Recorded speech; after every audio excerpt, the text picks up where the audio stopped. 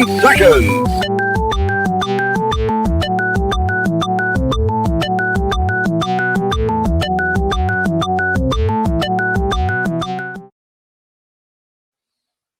Now comes the part where we throw our heads back and laugh. Ready? Ready!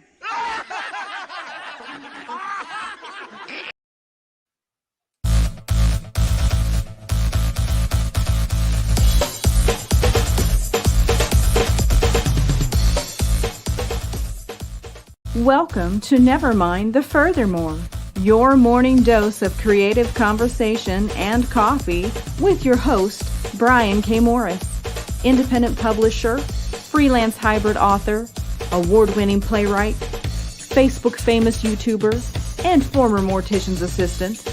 Get ready to start your day off right.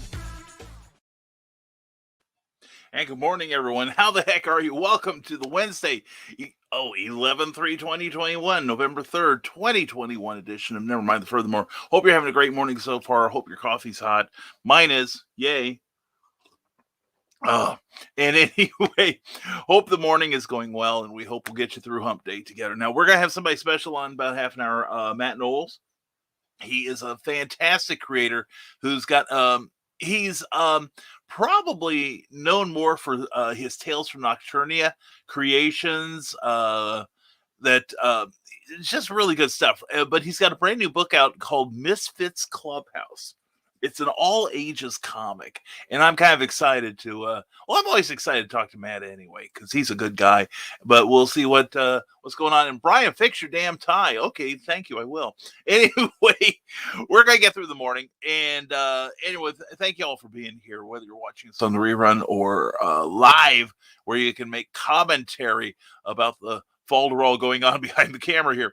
But anyway, hope you're having a great day again, and we want to give thanks to our friends here at Plasma Fire Graphics. Plasma Fire Graphics, when the look of your book matters to you.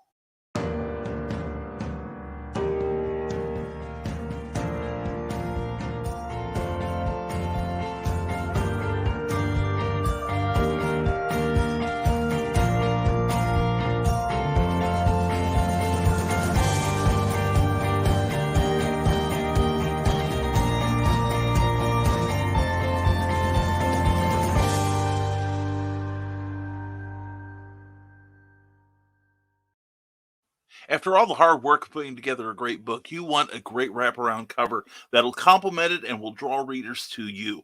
Anyway, that's what Plasma Fire Graphics is all about. Jeffrey Hayes is a master at graphic manipulation, and he knows just what it takes to create beautiful, beautiful covers for you. Not only that, but stuff you can, graphics you can use on social media to help sell that book, as well as a beautiful book trailer, all for beautiful indie creator prices. So check out his Facebook page, check out the plasmafiregraphics.com website, and then contact him directly through there so that you can benefit from Jeffrey Hayes' brilliance. Trust me, he is. And, when I tell people that my upcoming book has a Jeffrey Hayes cover, people who are in the industry go, ooh, really? They're really impressed, and they should be. He does great work. So check him out at plasmafiregraphics.com. Plasma Fire Graphics, when the look of your book matters to you, because it matters to your readers a lot. And what else that matters to me is the Rising Tide Broadcast Network. Please check out our Facebook page. We've got your entertainment covered 7 days a week. Tonight will be at 7 at, The Truth Mongers with Ted Davies and Glenn B. Fleming, always talking about something incredible like Area 51, Mandela Effect, conspiracies, mysteries, and such. Very intelligent conversation, and always fun to join in on it. So please check them out tonight at 7 p.m. And then tomorrow, we will have Comic Book Spectrum at 7 p.m., followed by the return of Stupid O'Clock, and I may try to pop on there. You never know, but tune in anyway. And then there's Last Man Standing with Dan Hollifield at 11 p.m. all times Eastern. So please check him out.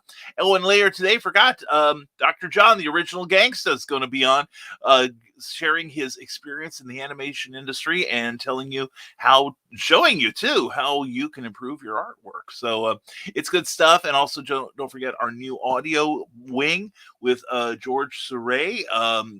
on his great broadcast that I gotta catch up with those. I listened to the first one. He's very kind in his praise to us.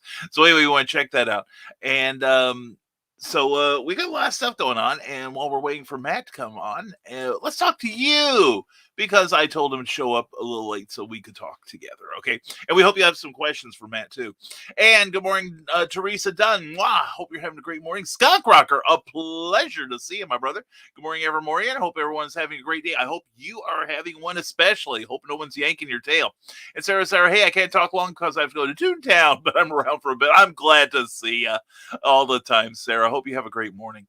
And author Kathy Jackson, check her out. Good morning, mwah, to you. And in fact, Kathy, on our new morning show, BK Minutes, I'm going to name check you in the upcoming week or so as a good example. But anyway, tune into that every morning if you would. Cookie's working hard on that stuff. She's teaching herself how to edit videos, and she's doing my graphics for me. All I have to do is make about a minute and a half of stuff and learn to stop talking when I'm done. So that's the hard part. But anyway, hope everyone's enjoying. And I always enjoy Willow Schuyler. Good morning to you, darling. Good morning. Hope your morning is off to an awesome start. And Donna Carleen, of course. Hello to you. And good morning, Never Warriors. Hello, Mike, Jimmy, Lordship de Bruin. Glad to have you here, my friend. And good morning, Eric, you troublemaker, you. Anyway, glad to see you. Morning, brother. I hope you're having a great day so far. And I'm struggling with a particular angle on an alien bird for life on core number 5 today. What's everyone else up to?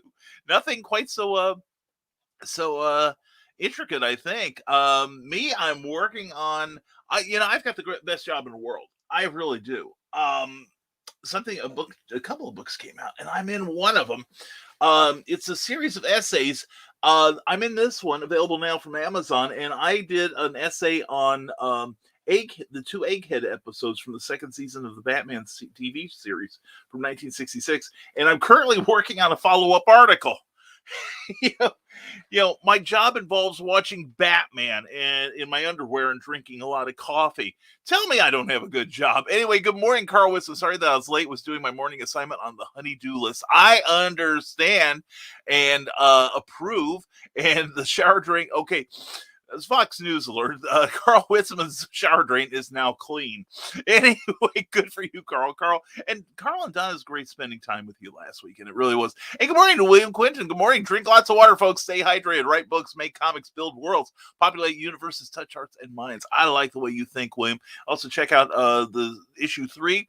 I believe it's funding right now of 48 Furious Tales, a good book. I gotta get in on that. And from the desk of Small Press Publisher, Saturday nights here on the Rising Tide Network at 10 p.m., 9 Eastern, or 9 Central, rather, 10 Eastern, and all morning, Brian, I have a question about a BK Minute. I loathe elevator pitches. Most don't give a good perspective of a project. Yeah, but the thing is also, the part of the and I do want to follow up on elevator pitches, but part of it is pre-qualifying your audience. You expend a lot of energy in a 1 or 2 minute pitch.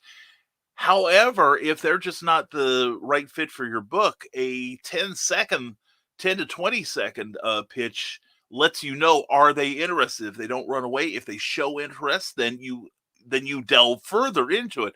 But also, I use it to create also that if I can't get myself excited with just 2 sentences about a story I'm about to write, then I just rework it until it's better in my head, at least. And is anyone else 3 days behind in NaNoWriMo? Well, I could be further along. So anyway, Jody McPhee, just to get back to you, maybe we ought to talk about that sometime on your show or mine. How's that sound? And Ace Bonnie, good morning. Why did the bicycle collapse? It was too tired. In only 3 days since Mike Jimmy, I've got a couple of years worth of that. Yeah, I've been stockpiling mine. And this will be the 3rd time seeing Matt in a panel in 2 days, which would be that I'm all in the right places. Exactly, Sarah. And he is too, but his luck is running out this morning because he's going to be here. But anyway, another comment up. Wow, you guys are prolific this morning. And how do you bring the thunder on an extremely short description without using other projects or med details? Star Trek was sold with just 1 sentence to the NBC, and that was Wagon Train Among the Stars. You know, how many times have we had good, like Brian Rodman is great at that sort of thing. Like it's Lord of the Rings meets The Exorcist. You know, something that gets you, thinking a little and keeps you in the game. And good morning to Ted Davies Artistry. Always glad to see you, sir. Check out what he does. He is amazing. And we have the best jobs in the world. Let no one tell you otherwise. Mike Jimmy couldn't agree with you more. And also our specific elevator pitch is better to use depending on the audience you're around. Yeah, definitely. You can tailor make a elevator pitch to your specific audience. Like it might be more emotional if it was somebody that maybe is more interested in romance, for instance, or because a lot of books will have more than one aspect to them, or if it's just blood and thunder, you can really zero in on the alpha male type. But yeah, it is, the nice thing is very versatile, and being so short, it's easier to rework for a specific audience to try to get them to look at your work. And Damian Waldron, good morning to you. All morning, Donna, good morning to Damian Waldron, no, he doesn't look like this. He's taller. Anyway, Damian, glad to have you here, guy. I hope you had a great time at HalloCon. I certainly did. We'll be talking about that on Friday. We'll be lavishing praise on Joe Dog and his crew and Skunk and everybody. Skunk brought some beautiful music, man. I'm telling you. And Roswell and the Truth Mongers tonight. Ooh, Roswell, very cool. And Ryan Permisson, thank you for sharing this as always, sir.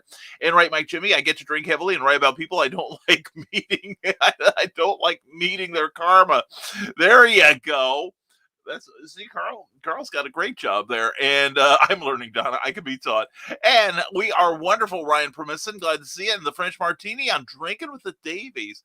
Very cool. I've never really liked martinis that much, but maybe I just not have the right type. And Ryan Permisson, Molly Daniels will be on his show, noon Eastern, this coming weekend. And Carl Witzman, I mostly skip on the drinking, but I can relate to the second part of that. Oh, yeah.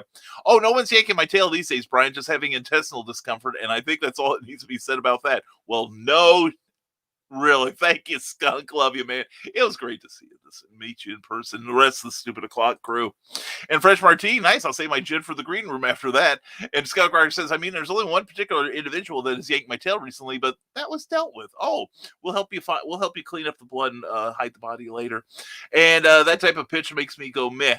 Yeah, but it's worked for me, and I know your pitches work for you. It has to be the kind of pitch you're comfortable with. I am comfortable with kind of, if they don't really show any interest with my 20-second pitch, I know that talking to them for 60 isn't going to bring them over to my side.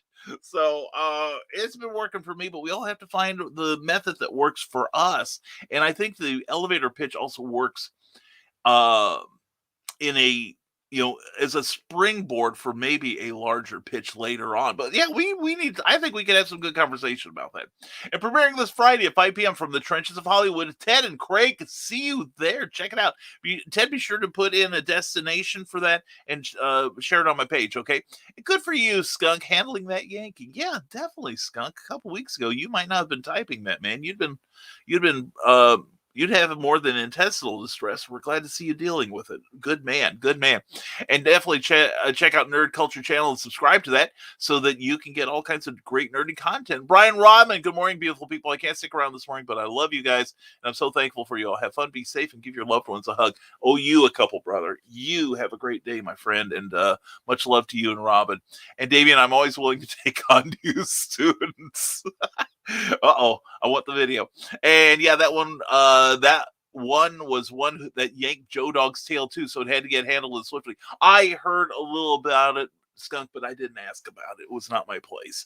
So, but I am glad that it was dealt with. I just know enough to know that you guys were on top of it. And that's the hallmark of great organization.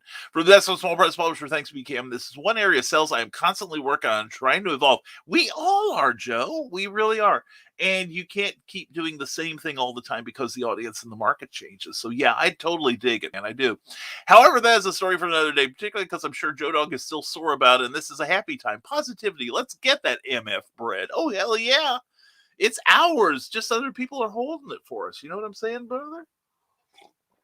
Anyway, and I will get to your screenplay. I really will. this is the weekend I try, that a lot of people were sending me stuff, and I'm trying to catch up on everything else so I can read your screenplay at a more leisurely rate. But I'm looking forward to it. And I need to ask Skunk, if you're listening, yes or no, do you use Microsoft Word? Because I could put the comments in on the side and you should be able to read them. And I'm not going to, and excuse me, Ace Bonnie says, I'm going to say it today. It's Dan Hollifield's birthday. Happy birthday, Dan. I got to meet Dan too. And Lewis and John, or Scarborough, as I found out he likes to be called, because that's special. There's a lot of people named John. Anyway, I knew women back in college. That was the name of all their clients. But anyway, but no, happy birthday, Dan Hollifield. Hope you have an incredible one, young man. And he's younger than I am, I found out today. So good for him. And we traded books. I got a couple of his I'm really looking forward to getting into. It was, I just can't say enough about HalloCon. And I think this coming Friday, we're going to take some time and praise you guys. Google Docs. Okay, Skunk Rocker. Thank you. I appreciate knowing that. I know what I'm going to do then. Okay, thank you, sir. I appreciate that. And your pitch should reflect yourself as much as it should reflect the story, so you can bring it naturally and quickly. Mike, Jimmy, exactly right. I guess my pitch is for the people with attention span deficits. So anyway, and be careful, Damien Walburn. That class is not easy at all. That's right. It's not a class that you have whipped. It's actually the other way. And happy birthday, Dan, from Carl. And Sarah, has anyone heard an update about Zim? No, I have not. I have, in fact, I was looking for something on it a couple nights ago. I don't know if there's anything new. And happy birthday, Dan, from That's with Small Press Publisher. Thank you, my man. And also check that show out on Saturday nights at 10 p.m. All right. And apparently, you can do that with Google Docs, but I don't know how. One of my Chicago friends was asking me if she could do that. And I was like, I don't know. Can you? Well, I'll tell you what, we may find out. I may just not have any real comments on it other than I like it. And Michaela Jade, mwah, darling, please check out Michaela Jade's morning motivational. She's still doing those things, and she's still doing them great. Anyway, I gotta catch up on those too. Anyway, Google Docs has that same feature as Microsoft Word. Thank you, sweetheart. Sweet. And I'm so glad to see you too. I think I was so tired Sunday morning. I needed to get up, and I should have hugged you and Carl. And I was so tired. Anyway, and I still had to drive. But anyway, it was so good to see you, sweetheart. I'm glad. I adore you. Just let me know. And Carl Wisman, please don't forget to like this video. And by the way, hello all, says Michaela. And everyone's saying hello back at her. There we go. So yeah, and we caught up. Matt could not have timed this better. Yeah, brother. We just got to the last of the comments here and showing up as if summoned. It got a couple more just to make me look stupid. And if you're a fan of Mothman, you might not want to. Okay. Oh, yeah, that's right. You're going to do a show on that on Cryptid Crunch, right? And Mike Jimmy says if you select a piece of the text in Google Docs, it shows you a tab on the side that allows you to make an editor's comment. Thank you, Mike Jimmy. That'll help so much. And don't miss Cryptid Crunch. All of the cool people do. And Carl Witzman is suddenly ignoring me because Will is here, but I understand it. So in order to get some necessary sex appeal and intelligence onto the show, I'm bringing out my friend Matt Knowles. Matt, how you doing this morning, brother? What's going on, man? I decided that since you're always going to be wearing the headgear, that today I had to do the same thing for you. Could not come onto your show without headgear on. Oh my God, you look beautiful. You are gorgeous. It just sets off your eyes. It's lovely. Thank you. You don't look so bad yourself, sexy. Oh, I'll give you half an hour to stop that sort of talk. No, Matt is here now. We've been we had Clever Title pending. When I retired that, I realized I missed talking to my friends in the creative level. So when Matt said I'd like to come on your show, I'm like, well, hell yeah. So here he is. Let me tell you. I don't know if you can see the smoke coming out of my ears, but see, you guys are talking about Google Docs and Google Sheets, and I swear I need to have a sponsorship from Google for that, because I sing the praises of Google Docs and Google Sheets all the time. We write our scripts exclusively in Google Sheets because we have art teams in India and Brazil and being able to have the script up there in real time where we can make additions or put little things up there. We can see when anybody is in there. They can put the little notes in. Especially in this day and age, you have to be efficient with your time. And there's no better way to do it than to be working in Google Docs and Google Sheets by far. Wow. Okay. I call this the learning place, and the person who learns the most is usually me. So it's like, I'm grateful to have this information. Thank you, man. Thank you, everyone who's made comments. And we've already, Mike Jimmy Lorsha DeBruin is loving the hat. Good. And goggles be rocking too. Those are fancy. Well, hey, Steph and I, whenever we do our shows, we always try to twin this outfit. We basically have the same outfit. She's got the, her version of it. Uh-huh. And we have had so many comments about this. We call this sometimes we call it the 70s couch. Sometimes we call it 70s disco. But we did a show one time, and we went to Firehouse Subs after.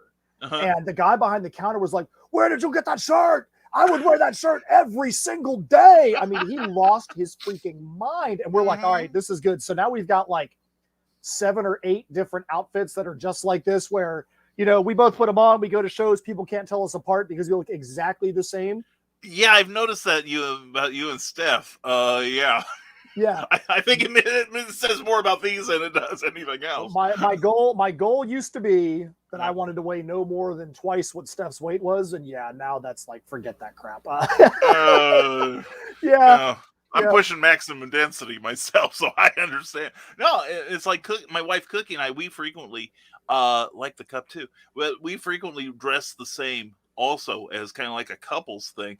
But I tell people it's mostly like if we get separated in a store, if I want to remember what she's wearing, if I see her down an aisle, I just look down. Okay, that's, she's wearing the Popeye t-shirt today. So yeah, I understand.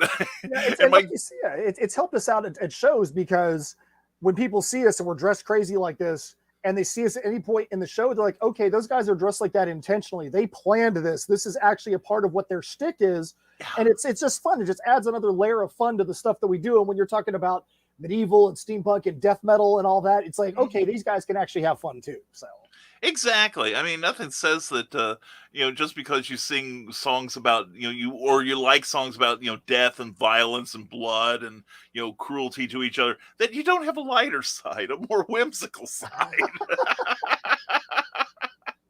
It was kind of like what was it? Cookie discovered Dragon Force.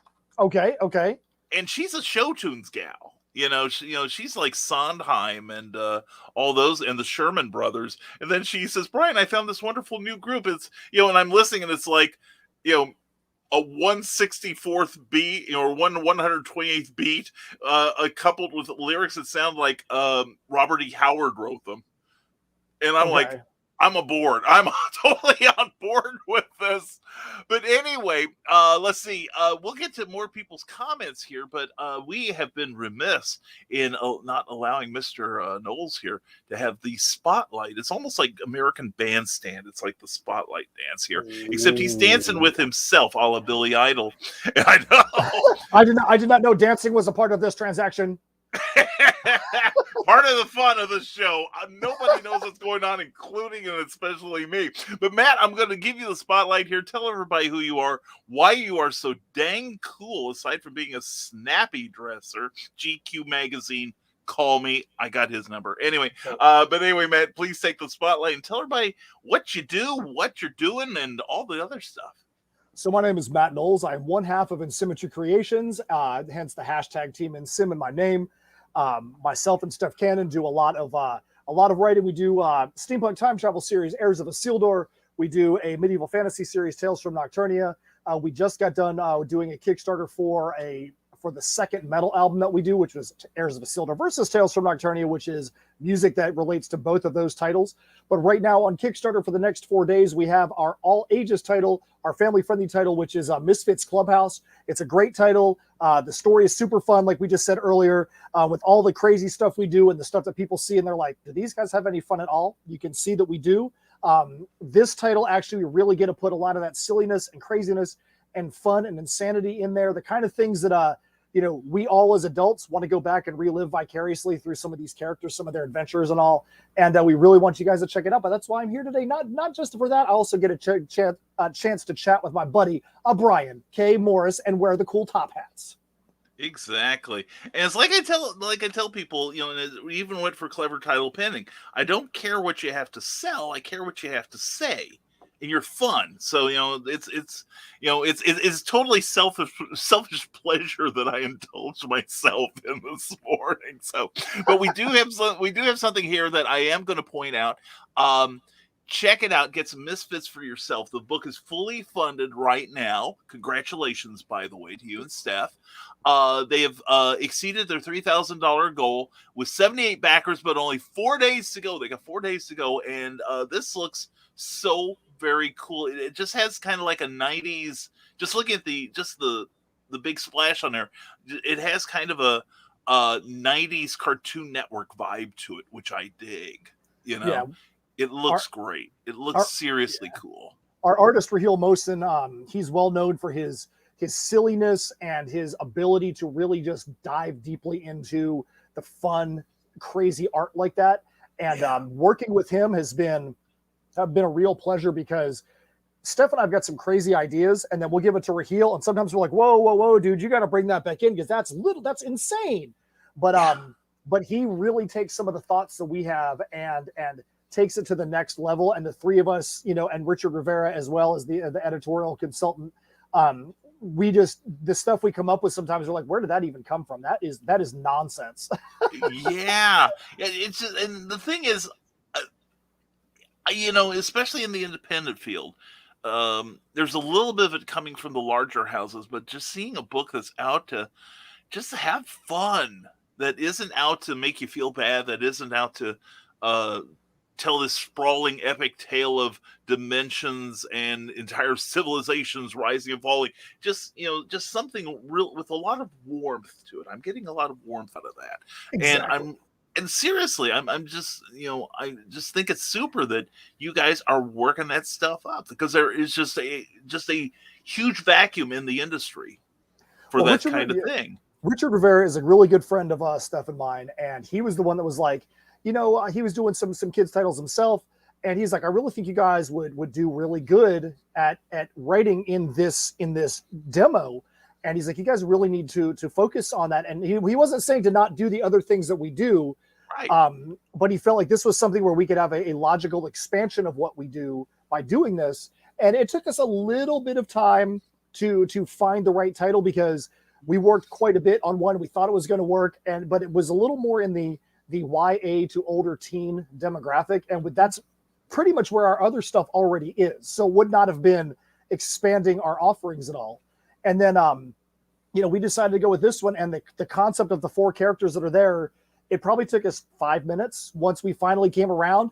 I was on with Steph, and we already knew we were going to have Miki and Stig in the story. And then I was like, quick, give me a silly animal. And Steph's like, oh, a ferret. I'm like, okay, cool. And I'm going to pick a sloth. There we go. We have a little boy, little girl, a ferret, and a sloth.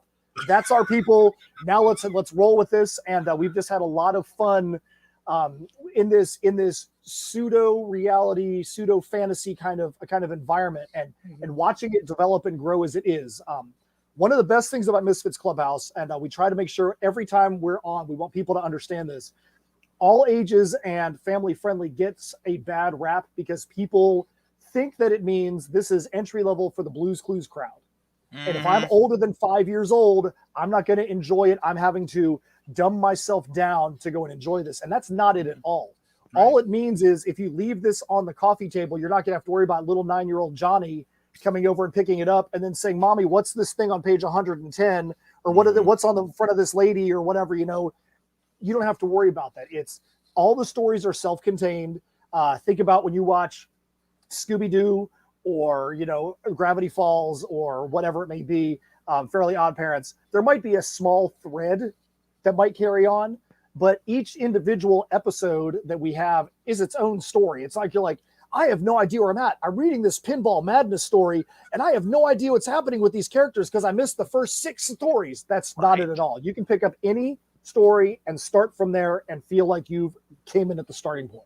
Exactly. Well, it's and for somebody of my advanced years, um, I'm finding I appreciate like a lot of the old things, like, and this is, some of this may be, before everyone's time, but like Sugar and Spike, or Archie even.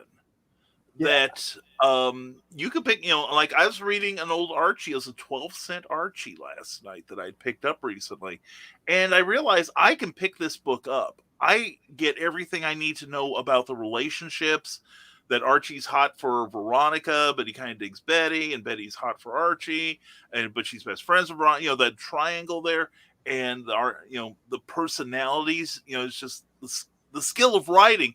Even by the time I had read this book, Archie was about over 20 years old.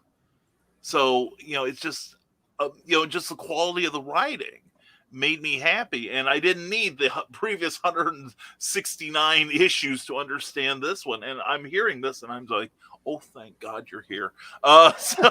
Well, I mean, look at stuff like the Pixar movies. And that's one of the reasons why in our tagline on there, we talk about Wreck-It Ralph. If you're sitting down on your couch and you're flipping through the channels and Toy Story pops on or Wreck-It Ralph pops on, it doesn't matter what age you are, you're probably going to stop and watch it for a little bit. Right. You don't look at that and go, oh man, I'm watching baby entertainment. No, bump that. You're looking at it, you're like, there's something for me in what's there. And that's the joy of it. We did an interview last week, and we were talking about the main story, the anchor story in our first issue, which is called Pinball Madness. Uh-huh. And the kids end up getting trapped inside a pinball machine and having an adventure in there. And he was like, oh, I remember back going to the arcade and playing the pinball machine. We all have a memory of something like that. And if you're in the I don't want to say the older demographic, but in older than teens, you remember going to the arcade and playing those things. Yeah. The younger kids that read this may look at it and go, oh, great, it's an adventure. And they don't really care about where the adventure is. It's just an adventure. So we're trying to make sure that there's something across the board that people can really get into. The first story we did, which is in Scoot Frontier's magazine #1, is called I Don't Want Any Asparagus. And we wanted to start off with something like that was taking a minute thing that is just mundane to us and blowing it completely out of proportion. Miki finds out her mom is making asparagus. She goes up to the clubhouse and is talking with her friends and is really in histrionics about how angry she is. She's going to have to eat this gross, disgusting vegetable. And she starts going through this, if I was a pirate, I would make the asparagus walk the plank. If there was the asparagus factory was on fire, I wouldn't put it out. And you see we have the asparagus with their heads hanging out the window. Help! That's the kind of thing that we want to do with every one of these stories. And we've got probably about 10 like mini episodes that are already planned out. And nice. Every one of them is just super fun like that. We want to take small little mundane things. Does it make us laugh? Yes. Is there a point to it? Is there something where there could be a life lesson to it for anybody? Yeah, you know what? That's great. Then we're gonna roll with it. We're gonna let it be developed. We're gonna give it to Raheel and let him just go completely nuts on it and just take our idea and just blow it out of proportion. Yeah, I love that. I love hearing this. Not everything has to be of cosmic significance. Now, do you find writing, this sort of story more challenging than your other work? I think it's an apples and oranges thing because, for instance, Heirs of Isildur, you talked about the big cosmic epics and all that. Right. That's Heirs.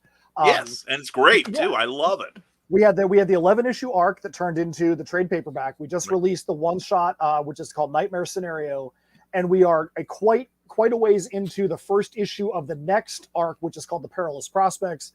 We have the first issue of that about halfway done, and when we say about halfway done, that's about 20 pages because the first issue is going to be over 40. Nice. That's going to hit Kickstarter the beginning of 2022, and I can't tell you how excited I am to be able to get that out because we really get to take the epicness of Heirs and ramp that up. The art team we have on that right now is just blowing our minds with what they're doing. But there's a level of comfort into writing something big and huge and knowing you have time to be able to tell your story and reveal your plot points. In this, we're like, okay, how can we tell this story in 6 pages and have it be a good story? How can we tell it? I mean, Pinball Madness ended up being 16 pages long. It was never intended to be that. But we're like, okay, this story, for it to be told the right way, needs to be that length. There's a different set of skills you have to pull on to write a 16-page story or a 6-page story or a 4-page story as compared to it. So it's been fun because it allows us to pull on that different part of our minds, and especially after the long, massive, complicated campaign we just did with Heirs of Isildur versus Tales from Nocturnia, and a comic and a CD and vinyl pressings and all that. You know, it's good to have a straightforward, simple campaign that everybody can get into in a very easy way. Yeah, that was we were part of your tour on the crossovers with Heirs and everything, and I was just amazed to get the updates on that. And it's like, yes, the colored vinyl is in, and this thing is in, and this thing is in. It was just such a joy to see how ambitious you guys had become with your reward levels, and at the same time thinking, name several things I won't be doing next time I run a Kickstarter because I'm not that organized. So, well, I can but tell you got a great team too, though. Yeah, I can tell you one of the things that we would highly advise against. We always tell people to have a focus on what you're doing on your Kickstarter campaign, and then we go and we break that. This is the first campaign we've had that is completely straightforward. It's dealing with one issue, one title, some support merch for it, and that's it. We've done an issue and a trade paperback twice in the same campaign. This is our 6th campaign. We've had leather work, extremely complicated leather work that we work with our company GB Leatherworks on. We've had complicated woodwork that's gone along with it.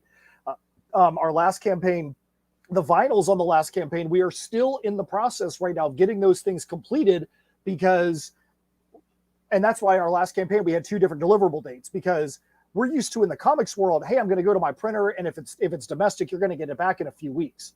Right. Vinyl is a known entity that it might be 6 to 8 months before you get it back, because the companies out there that are doing it are completely overwhelmed and just cannot keep up with the demand. So we knew going into it, we're like, hey, we're going to set our deliverable date of November. And that date was blown out of the water early on, not by anything that Steph and I were doing, just because the industry's like, we're going to deliver it in January now. And we're like, okay, do we get any say in this? But we've tried to keep our backers up to speed. Right. Just last week, we got in what's called the test pressings for the vinyl.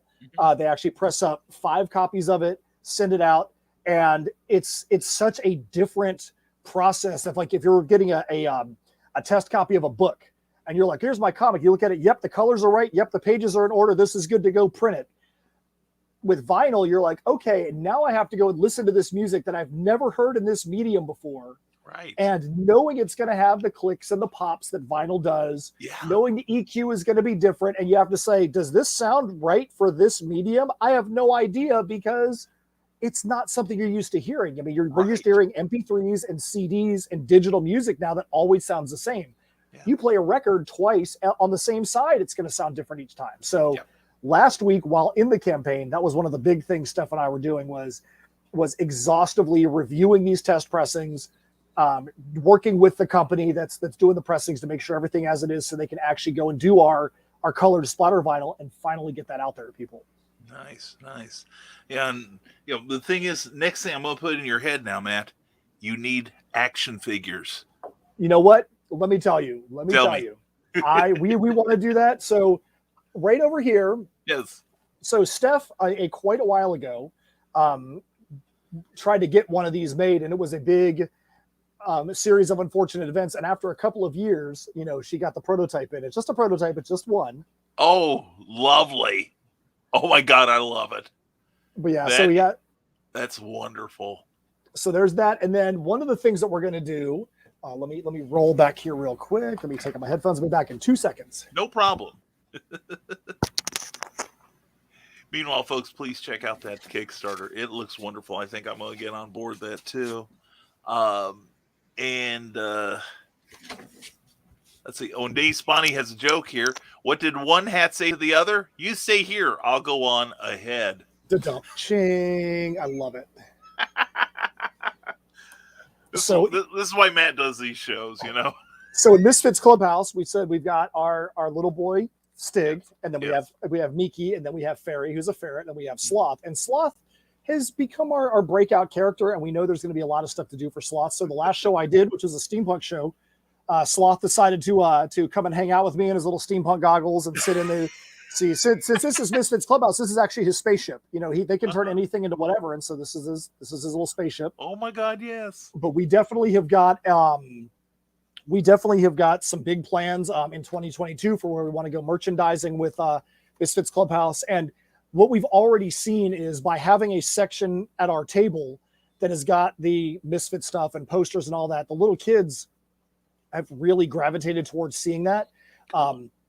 And they want to come over and take a look. And then the parents come over, oh, what's this other stuff you have out here? Oh, there's metal CDs. Oh, then let me take a look at this Tales from Nocturnia trade paperback. And we've had people, let me get this and let me get that. And it all is consistent. That's the big thing for us. It's not like we're taking, you know, R-rated entertainment and putting it out there with G-rated entertainment. Right. We feel like everything we have out there could be read by the same people, whether they're older or younger, and they could still find something to be able to get out of it. Now, Heirs is the toughest read of all of them for multiple reasons, but it's still not something that's inconsistent. There's not a curse word in 268 pages of Heirs. Exactly.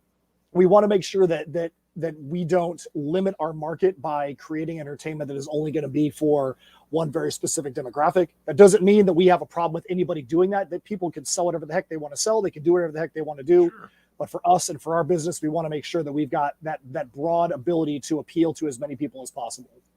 No, and that's a good business model, I think, because, you know, you look at larger comic publishers, period, and they, you know, like take, well, up until like maybe the last 30 years, especially, but you looked at Marvel or DC, and they would have like, yes, Fantastic Four, Spider-Man, Batman, Superman, but then DC's also putting out The Adventures of Jerry Lewis and Scribbly, and Marvel has Mad About Millie and Patsy and Hetty, you know, something for just everybody along the line, and hopefully once they trust the creative team, they'll say, oh, you've got these other things? Well, I'll check them out too. So, you know, this smart marketing on your part, seriously. Thank you. Plus the fact, you know, you get to indulge the various, how should I say, the various interests you have as a creator. Absolutely. Yeah. Absolutely. We could go from writing comics to, putting out melodic death metal albums to finding ways in these stories to be able to get little subtle nods to things that we've done in our past. The funny thing, people are like, so who's the one that doesn't like asparagus? And we're like, it's funny because we both actually do like it.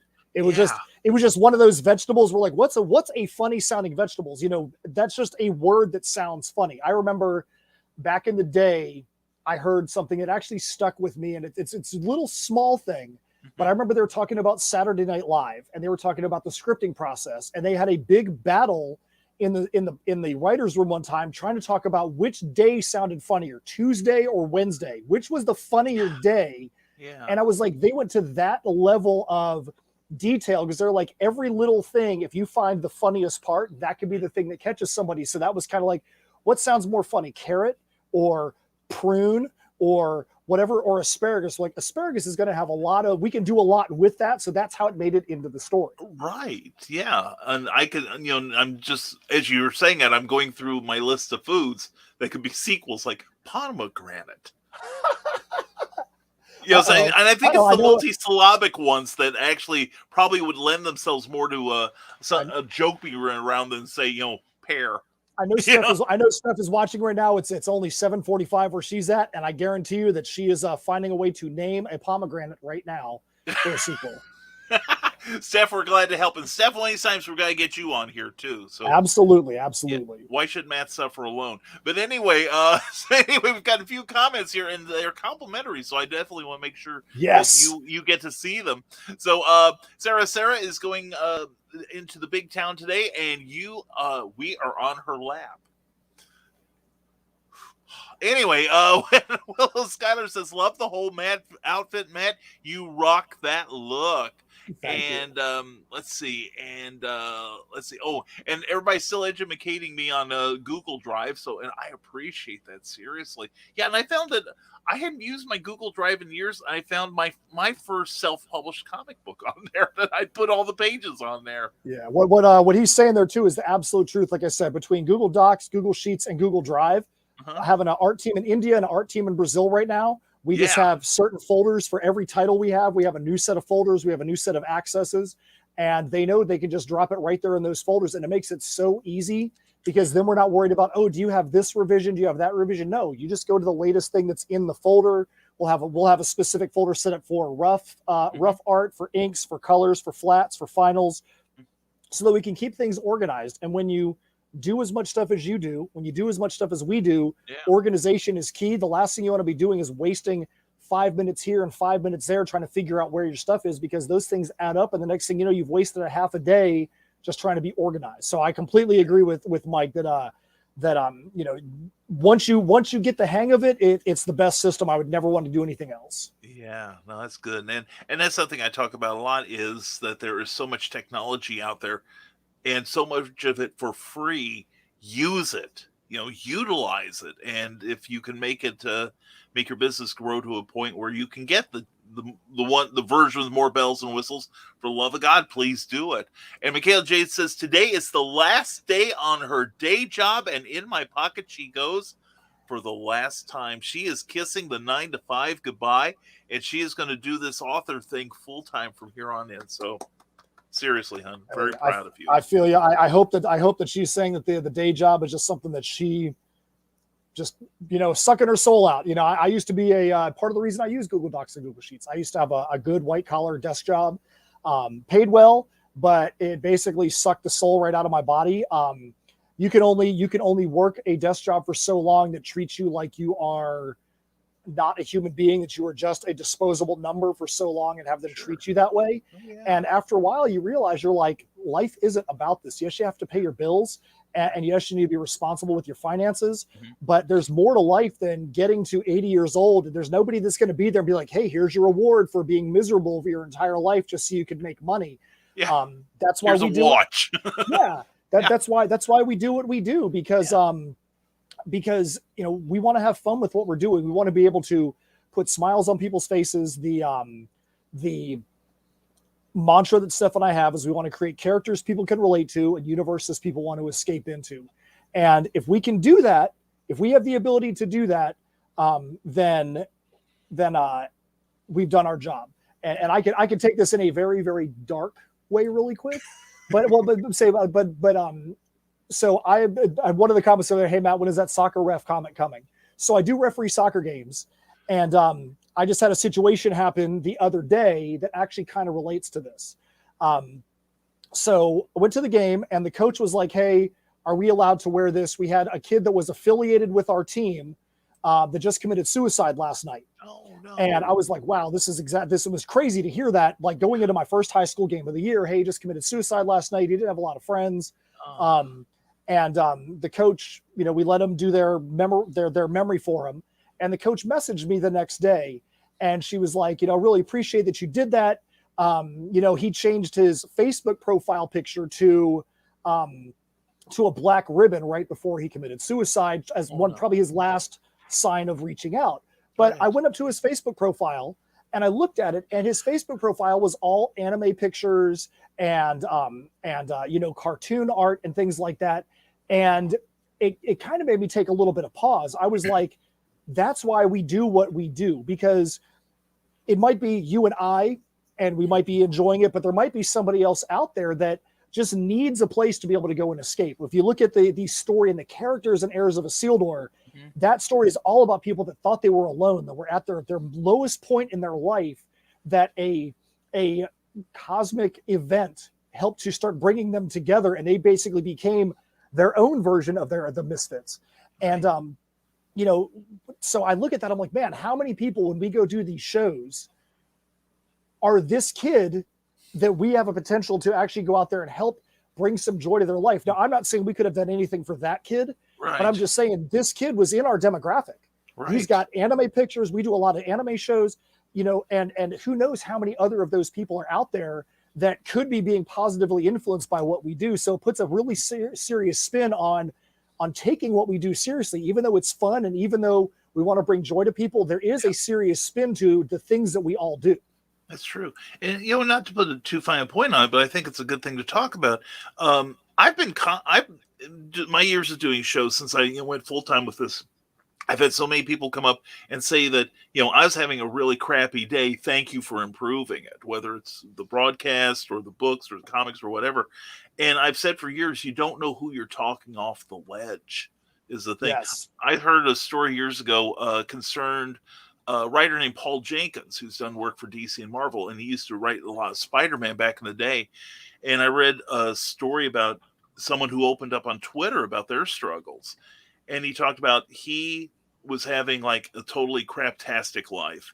And his big plan that on one new comic day was to go to the comic shop, pick up his favorite comic, which was one of the specific Spider-Man titles. And he went and got it. And following his plan, he picked up the book, pulled the car back into the garage, and with the motor still running, closed the garage door. And he was going to sit there and read his favorite comic book. And that was how he wanted to go out. He finished the comic book, threw it down on the seat, ran up to the door, threw that door open wide. Something in that book made him want to keep going and to keep fighting. And what was even better was kind of a cosmic validation, if you will. He went to a comic convention where Paul Jenkins was going to be, and it was a fairly large one, I guess. And the guy was going to get in line to get an autograph on this book that literally saved his life. And he was like 2 or 3 people away from the last when they cut off the line. And so he's standing there with this comic, and Jenkins, they cut off the line because Jenkins had a panel he had to go to. So Jenkins gets up, walks around his booth, sees this guy with the comic, goes, "Hey, would you like me to sign that for you?" How's that for a story, huh? Let me tell you, one of the things too that we do, obviously we play some extreme metal, we play heavy stuff, but all the songs we have got a deep lyrical meaning to them. And we're doing a series called Lyrical Look-In, and we're posting it on our website in symmetrycreations.com. We have the first 2 articles up. Hopefully by Friday, we'll have the 3rd one up. Cool. But we're going to go through the lyrics that are on the new album and the first album for Heirs of Isildur, the Crossroads Conundrum. And the Crossroads Conundrum, a lot of those songs are origin stories for characters in the story, but the origin of a lot of the lyrics on that album, probably about half of the songs, came from real world events. And there's a character in Heirs named Merc, and she has got a depressed, potentially suicidal, like she was considering suicide before she gets pulled into the Heirs story. And the story behind her song lyrically is a 100% true story. There was a friend that I had on that she started posting some really crazy stuff on Facebook. I mean, it was like very dark, very demented, and reached out to her. I was like, "Hey, is everything okay?" And, no, it's not. And we started talking, just trying to work through some stuff. And she was telling me what was going on. And I was like, okay, if there's anybody that has any reason to be super despondent, I can totally get it, because this is messed up. Yeah. But myself and a couple other friends had, talked with her, and, we saw her over the course of weeks and a few months, get back on her feet. And she and I had a conversation 4 months after we had the initial conversation. And I said, "Hey, you know what? I'm really glad to see you're doing better and glad to see everything is going well." And she said, "Well, if it wasn't for you, I wouldn't be here today." And I said, "No, I'm glad to know that I could help." And she goes, "No, you don't understand what I am saying to you." She's like, "I was going to commit suicide that night. I already knew how I was going to do it. I was going to hang a rope in the garage over the garage door." And she's like, "Because of you reaching out, I reconsidered." And then we had this, there's actually some lyrics in that song that came directly out of that conversation that she and I had. And it just blew me away. I'm like, I had no idea that was good, that if I didn't reach out right then, just checking on a friend, that could have been the outcome. And it really inspired me to put that into the song. And, you never know the impact you're going to have on somebody. You just have to be willing to have it. You have to be willing to reach out to people and just interact with people, because you never know. Exactly right. And sometimes, a lot of times we don't see the signs. So, it's good to just, keep reaching out anyway. And being approachable and fun to hang out with makes you a lot more likely to get support. That's why I'm pimping for this guy here. My God, yes, we are. After we've just talked about suicide. But anyway, no. So, boy, can we swerve on this show. Anyway, Ryan Permisson goes, nice to see a fellow Maryland folk, born and raised in Towson. Towson, Maryland. Oh, okay. Towson. Okay, Towson. Okay, what's up, Matt? Yep, what's up, man? And he has a question for you. What were your favorite comics growing up?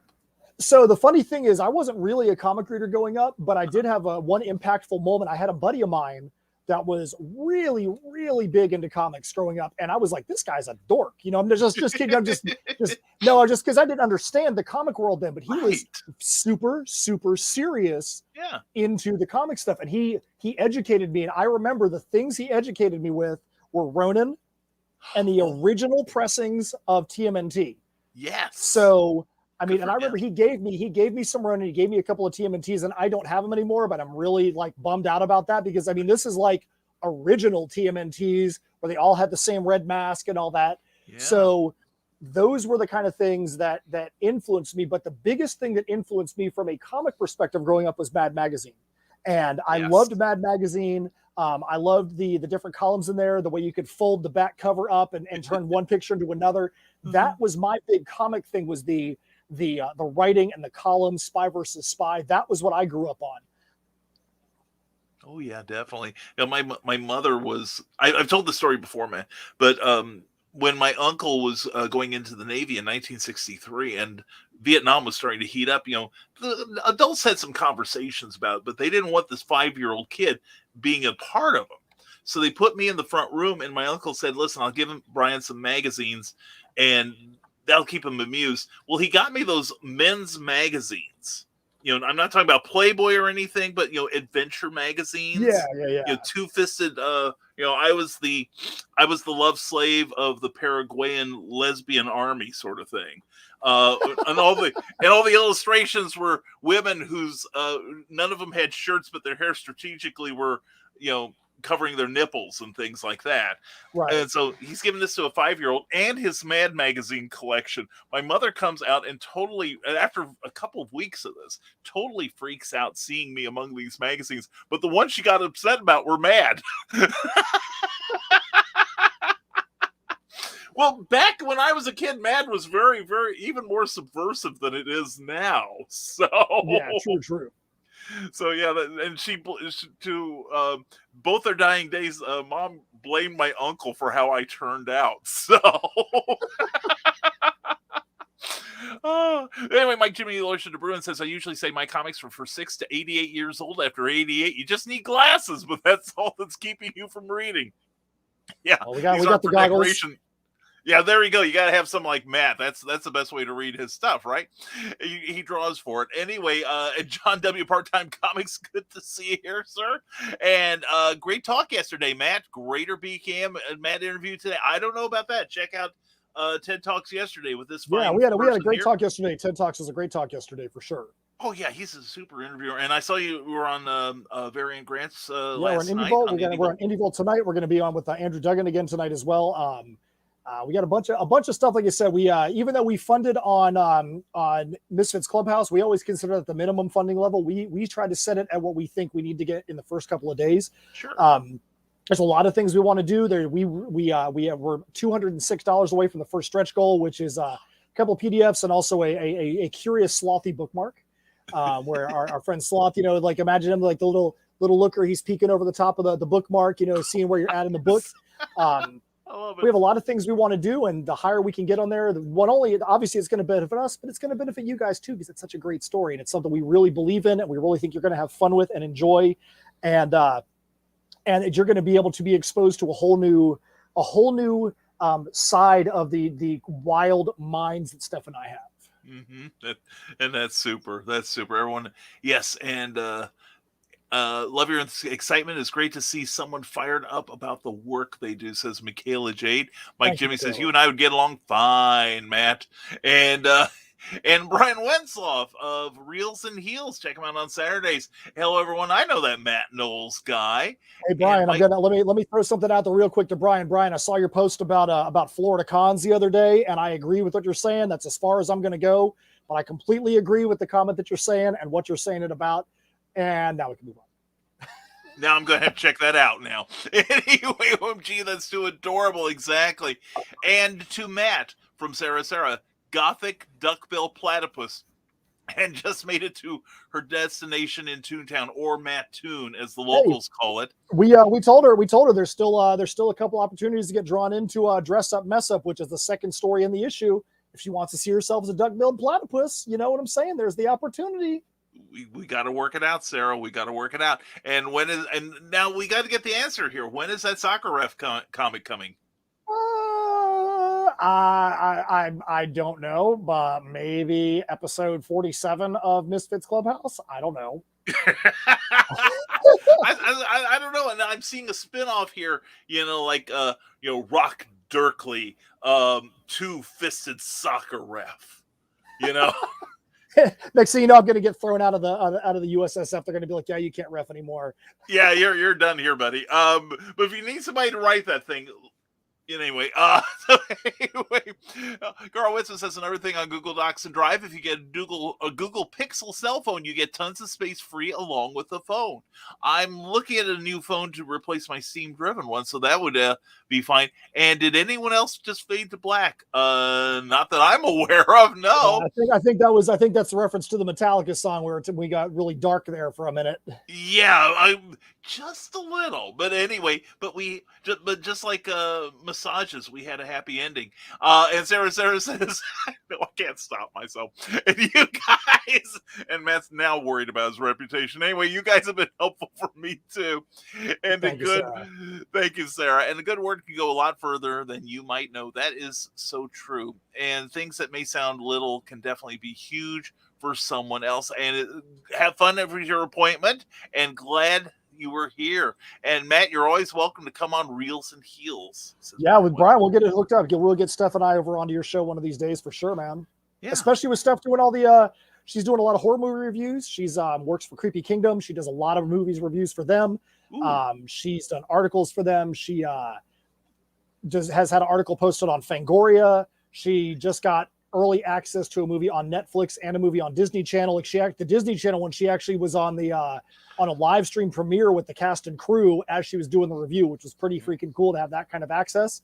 So who knows where that's going to go? I mean, that's one of those octopus arms, the death metal, the comics, the movie reviews. We have our arms that sim and into a lot of different pots. Right. And that's, I think a good point that, and I know I've experienced it. I'm sure you have too, Matt, but you do this thing right, this creative thing. And you start to make a good reputation for yourself. It opens doors, little perks along the way. Now, have you found that yourself? Oh, absolutely. I've been a panel host / moderator at multiple shows that we've done, and that's been really fun. Being able to have access to people like the Armorer from the Mandalorian. I've interviewed multiple Power Rangers. Just gets us in front of a different crowd. I know that one of the cool things that we had happen was we had Walter Osley, who just won a Ringo Award for Metal Shark Bro.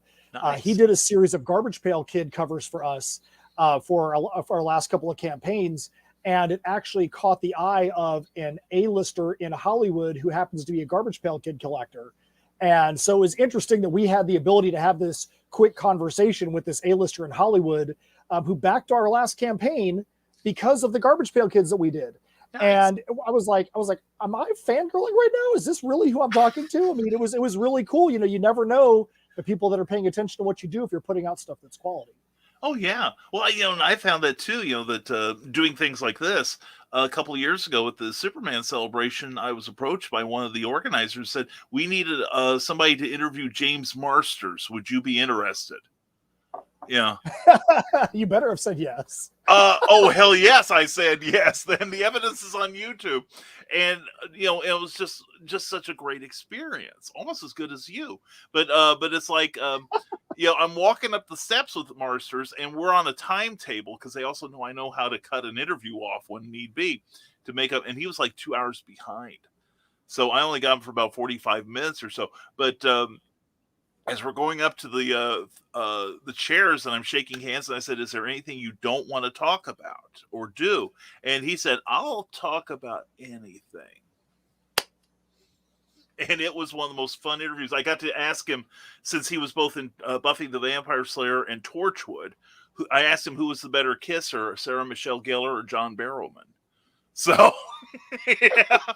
And that's my starter question. So it just went downhill from there. But no, it's little perks like that, and and I find myself saying I hate name dropping. I just hate not name dropping. In fact, I told Roy Thomas recently that it was just working against my own resolve. So, and I'm getting the stink eye from my wife in the next room. Yeah, my coffee's empty. Oh, your coffee's empty. That's fixable, woman. So if I go off the air, you'll know what just happened. Yeah. Yeah, cookies. Yeah. Oops, I'm sorry. That's all right. You just got me nervous here. You're talking about your coffee, and then you're like, she's throwing something. She better be throwing a coffee mug at you. You know what you just threw at me? Oh yeah. It's an F-bomb. Oh my goodness. Thank you, Damian Waldron, for this. That's great. And as you can see, it works. Yeah, I see Damian's coming over there. I need to make an action figure of that sloth, man. Let's talk, because like I said, we got some plans. We'll see what's up, man. We got a lot of stuff, but let's talk. Let's see what's going on. Well, here's something he and I are working on, a line of action figures like this. Let's see. And he also does his own packaging. Oh, that's awesome. And not only that, but I don't mind pimping for the guy because he's good people. But you see, here's the thing. He also does a larger action figure like this. Oh, that's some good stuff right there. You can open it up, and this particular one's unpainted, but it has like 4 areas of articulation, which is about 3 more than I usually have. And he might not say it, but I will. He is a genius, and I'm privileged to be working with him. So yeah, I'll get you contact information on this, because this guy is up and coming. I just added him on. Damien, I sent you a Facebook friend request too. We need to talk. Definitely need to talk. See, that's what I like doing on here. I like putting good people together. And let's see, we got a question from Brian Wensloff here. Matt, if you could have a conversation with your younger self, what would you tell him? Well, I know the obvious right off the bat is stay away from that girl. I think honestly, I would tell myself something that I tell people a lot nowadays, which is have realistic expectations about what you're doing. When I was in high school and just out of it, I was like, oh man, I'm going to be in this band, and this band, that had a genre about this big, is going to be the thing that I'm going to sign a contract and make a lot of money, and that's what I'm going to do full time. And it just was, there was nothing that was saying that was actually could be possible. Mm-hmm. And I was very delusional about what the financial ramifications of that were going to be. And I tell people nowadays, you got to be realistic about your expectations. If you look at, and I'm going to kind of pull this back to Misfits Clubhouse. If you look at our last couple of campaigns, they did over $10,000. Before we launched this campaign, we knew the Misfits Clubhouse was not going to be a campaign like the last couple, because we had trade paperbacks and vinyls and CDs, and it was a different demographic. It was collectors demographics in those other ones. In this one, you're selling to people who are maybe I'm going to buy this for myself, maybe I'm going to buy this for someone else. And they're not really, even though we have some great covers and some great collectibles in this campaign, they're not thinking about, I've got to go out there and collect all these things. So we knew right off the bat, the expectation for this campaign was going to be lower than what we had on our other campaigns. So we're happy with where we're at. We obviously want to see it have a good pop at the end of the campaign, sure, but you've got to be realistic about what your goals and expectations are. And I think when I was younger, that I had some unrealistic expectations, some unrealistic goals, and the reality of the world was not in tune with what my brain was telling me it was. Mm-hmm. No, that's a great idea, because I know a lot of people get into any creative field, for instance, and think, okay, I'm going to put out one book and I'll be Stephen King, or I'll put out a record and I'll be Paul McCartney. It doesn't work like that. There is a process of building that a lot of people just don't understand. And the closest one person did ask me one time at a personal appearance, how do I get to where to your level without putting in any of the work you have? I mean, that was my reaction too. And after I thought, my second thing I wanted to tell her, I didn't say the first one, which was a destination and the quickest way to get there, but was basically, I wouldn't tell you if I knew. Yeah. You need the journey. You need the journey. You need to get disappointed every now and then, and you need to recalibrate. Yeah, right? You need to get the knowledge. I mean, obviously, you want to learn from those that are around you. Before we launched our first Kickstarter campaign, we did about 6 months of research. Mm-hmm. We had a lot of our friends in the industry that, especially Charlie Stickney, Madeline Holly Rosing, that really, really, really took more time than they probably needed to answer all the questions that we were asking, and helped us to have a really strong foundation before we got there, so we could avoid some of the pitfalls that were needless, but we could find our own path. Now, have we found some pitfalls of our own? Yes, we have. And now when people ask us questions, we tell them about those things. We pay it forward. But yeah, you've got to go on the journey and learn some of those things for yourself, because what worked for you or worked for them may not work for us. You're doing a different title. You're launching at a different time. You have different personalities. Every person's blueprint for success, quote unquote, is not going to be the same. And if all you're trying to do is be the next Brian K. Morris or the next Charlie Stickney, you're never going to attain that level. You have to be the first Matt Knowles or the first Steph Cannon or the first Brian K. Morris. Mm-hmm, mm-hmm. Definitely. And I hope you're all listening.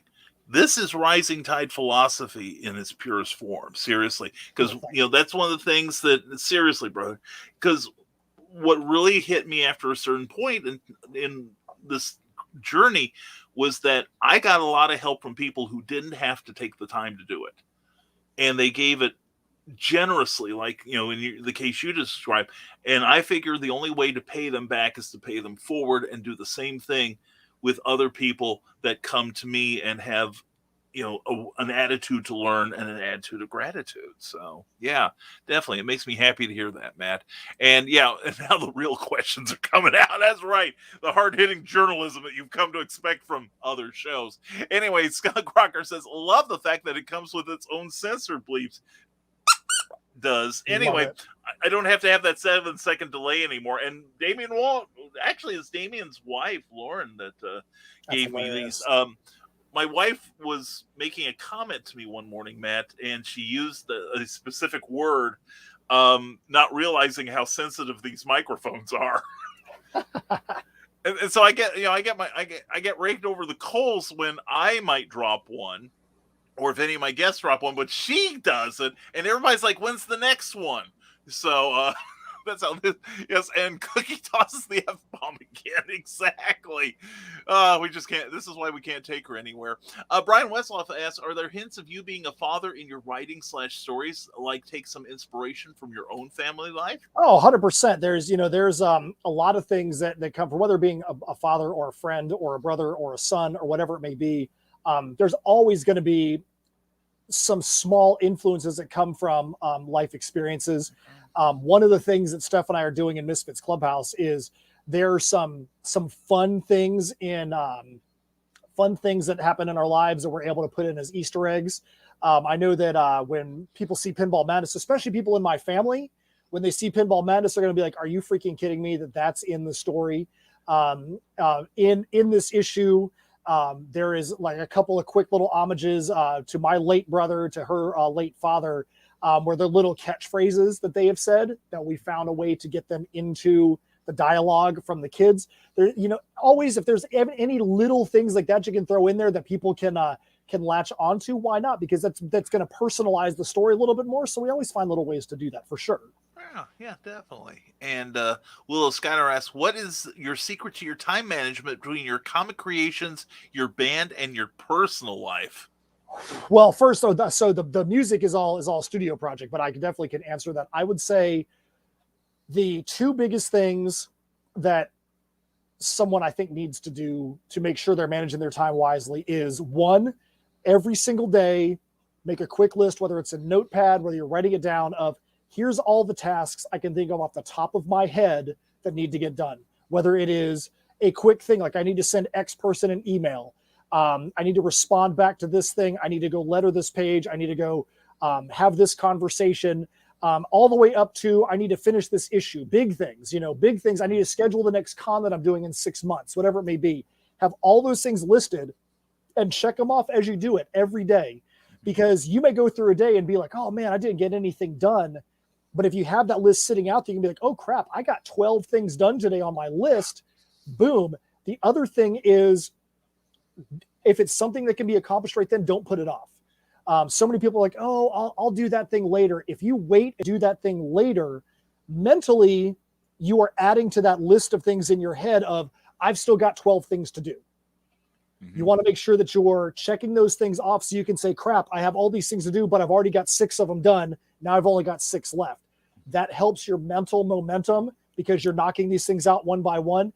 So that is one of those things. This all goes into time management. When you have a lot of things going on, you've got to manage your time. If you don't manage your time well and you're not working hard, then things are going to pile up. I want to always get to the end of the day every day and say, did I do everything that I could today? Doesn't mean I got everything done. Doesn't mean that I'm not going to still have a medieval scroll of things to do. But if I know I've gotten everything done I could possibly get done, what else could I do? Right. What else can I do if I've done everything I can do in that day? Exactly. Well said. Well said. And speaking of people who are well spoken, there is Cindy Kep, CKOEPP.com. Good morning, Cindy. How you doing? Mwah. We are doing well. Hope you're the same. And she bring the power strip as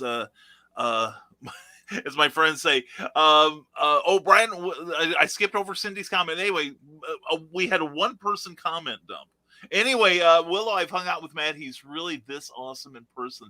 Thanks for having him on, Brian. Hey, seriously, this guy's got an open invitation. Anytime he wants to come on here, he's all we have to do is make the schedule. That's all there is. Right. All that's left.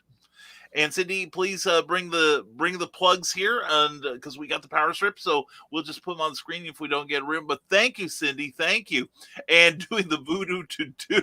Thank you so much, Cindy.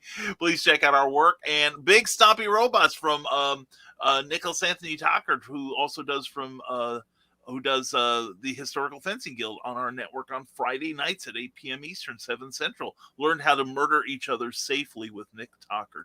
So that's the kind of people I hang out with, Matt. So anyway, I'm just really knocked out by the Misfits thing. I'm just scroll down, kids, friends and neighbors, kids, look at this, and it's just beautifully designed. Now, how much time do you take in? And I know it's going to vary with project, but how long does it take you to design a page on Kickstarter?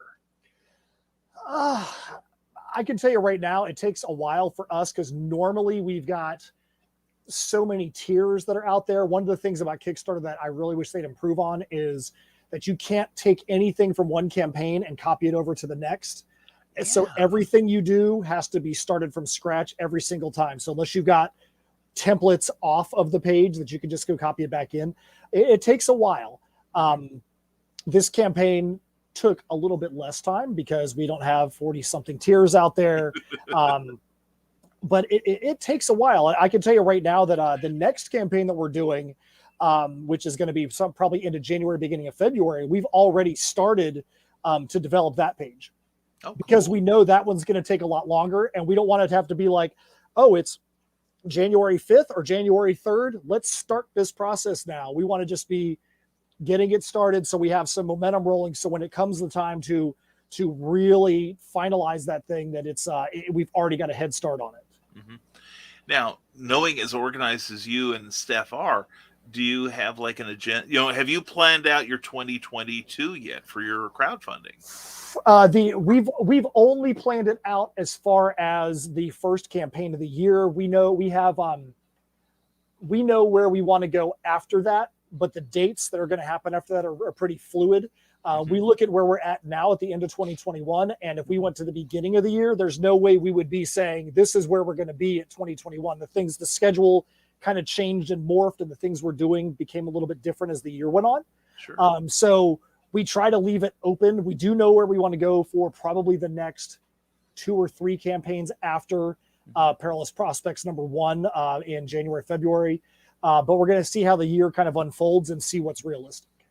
Well, knowing that for instance, your vinyl is being pushed back a couple of months, how does that influence your when you schedule the next campaign? Because Kickstarter does like you to finish a campaign before you start another one. So, well, that's a great question. That actually is part of the reason why Misfits Clubhouse is happening now and not Heirs of Isildur Perilous Prospects 1, because the way that the vinyl is probably going to end up falling, it is probably going to fall now at the same time we're doing Heirs of Isildur the Perilous Prospects. So we felt like that lined up better than to do another Heirs one now, where we still were in the process of getting the vinyl together.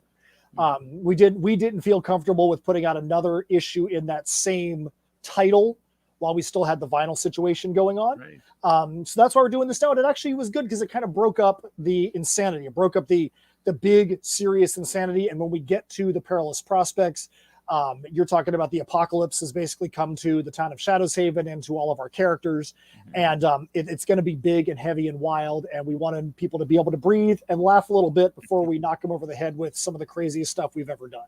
There you go. Very, very good ambition there. Now, and again, going back to, the difficult, and I've seen this with other campaigns, difficulty with suppliers, when you trust third parties to deliver on goods that are, that you've scheduled into your campaign.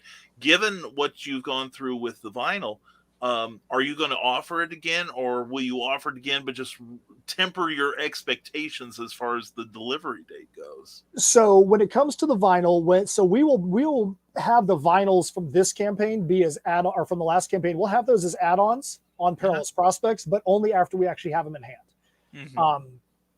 Will we ever do vinyl again? Possibly, but we may go back to the first album, because people have asked us, are we going to do the first album on vinyl at any point? We might go back and do a variation of that. The first album is too long to have on a single vinyl record, because vinyl records are very limited in how long they can be. It's too long to have on a single vinyl. So we might do a modification of that. We've talked about a bunch of different ideas, but we normally either deliver on time or early for everything that we do. We knew going into vinyl, and we prepped people, hey, we are not in control of the vinyl industry, so whenever it comes in, it comes in. But we definitely always are looking for options of items that we can get in hand quickly. Some of the items for the campaign we have running right now, we've got a super sweet sticker sheet. We have some silly socks we've already ordered and have approved the sticker sheets, so the campaign isn't even done yet. Yeah. And we already have those sticker sheets are already ordered. The socks are probably going to get ordered before the end of the campaign as well, just because we want to be ahead of the game on those things. We don't want to have any of those things hanging out there, causing any delays in what we're doing. Yeah, very cool, very cool. And you probably also, while I'm putting ideas in your head, you probably also need amigurumi for your characters too. Oh man, like I said, I'm telling you. Even down to the sale. And that's what Cindy Kep does. Really? Yes, she made that for me. She needs to talk to us too. I'm telling you right now, we have a lot of ideas about stuff we want to do. Misfits Clubhouse opens up a lot of things for us, and even for the steampunk title and for Tales from Nocturnia, there's a lot of marketable characters across all of our titles, and we're open to marketing them in any way that is logical. There you go. Cindy, reach out to Matt here and friend him on Facebook, okay? And start the conversation. And Brian Wensoff says, Matt, I know you're into wrestling. Thoughts on the news about John Moxley? Now, I don't follow wrestling like I did. Can you fill me in on this? So there's a few different things that he could be talking about being in alcohol rehab, or you have two major federations in wrestling. You have AEW and WWE. He just came out with a biography that kind of dogs on his time with WWE. Ooh. I really don't have much of an opinion about it, but it does not surprise me. The kind of stuff that John Moxley puts himself through in wrestling, it does not surprise me that he could have been self-medicating in any way. He's the first wrestler I've heard of that's ever done that. Yeah. Yeah, right. Oh, and Cindy has got the plugs coming. We're going to put them on the screen here. Please check them out. There's a lot of our friends doing some incredible creative things, and we want to share that with you. And Brian K. Morris, I'd love for you to get Dom Hutchinson from Big Dog Ink on sometime. We're gonna revive the night. We're going to revive Clever Title Pinning again soon. And one thing, and I don't think I've mentioned it on here. One of the things we're going to do is we're going to make it we have a Patreon page. We're going to do it live for them and a handful of other people here, and they will get to see it first, and then we will edit it a little because the host stutters a lot, and we're going to try to then we'll post it on YouTube and Facebook after that. But so it behooves you all to join my Patreon page. Hashtag always promote. Anyway, Pops Van Zandt has Comic Related Madness. Check out what he does. And Hybrids, Luke Stone Studios. Glad to hear that Luke is getting a little bit better. And Cindy Kep, Bear Productions, has books, anthologies, how-tos, a comic. And coming in the spring, an audiobook featuring the talent and one and only Skunk Rocker. Skunk's got a beautiful voice. He really does. And by the way, I got to brag on, I don't think I've bragged on Cindy for you, Matt. She's a novelist, short story writer, and a few months ago she came to someone and asked, how do I write a comic book script? She did her research, she went through 2 full rewrites of the script, and on the second one I told her, just send it to your publisher on the next rewrite. And she has gotten nothing but praise and love for Animal Eye #1, issue 2 is being drawn. Issue 3 is currently being scripted. So we're very proud of our Cindy here. So That's great to hear. That's great to hear. Yeah, and here's something I didn't realize, not having read the book yet, but it was an adaptation of her novel Animal Eye, which is over 700 pages long. Wow. She skillfully condensed the first 150 pages into one comic. And you know what? That's a good way to go. That's one of the things that's actually interesting that you say that, because one of the biggest things that I've learned coming from a music background and a prose writing background prior to doing comics is that it's really a completely different skill set. Just because you know how to write prose doesn't mean you know squat about comics. And that's one of the big things that when Steph and I first met and really started to realize that we had a skill set that the other one needed, I thought that I knew that it was going to be easy. I can take my prose and ebook stuff and turn it over into a comic. And she's like, dude, if you really want to do a comic, this is not it. Right. And I had a business background that she really needed. And the two of us working together, coming together like we have it in Sim, has really helped to build on the positives and the strengths that we both have. And, she's got some weaknesses. I've got some weaknesses. And we're like, okay, well, if this is my weak area, I'm going to let her roll with it and vice versa. And it really helped me to learn, that there is a full art that is comic writing that is not, if you write poetry and you write prose, you have to leave so many things at the door before you write comics. Yeah. Because comics are not about being wordy and overly descriptive. You want to do show, don't tell. And prose and poetry is tell and be very descriptive in your words so people can envision it. So yeah, that's really great that she was able to condense that many pages down. Yeah, and you can't tell. It doesn't read like she's putting in basically a novella into 23 pages of story and art. She's just, I cannot brag on her enough. And I can't brag enough about Rimelian either. You Can't Take the Sky from That Brown Coat, and Memoirs of an Angel from Brian Rodman, which just recently successfully funded its 8th issue. Yes. Yeah, we backed that campaign. That one looks really good.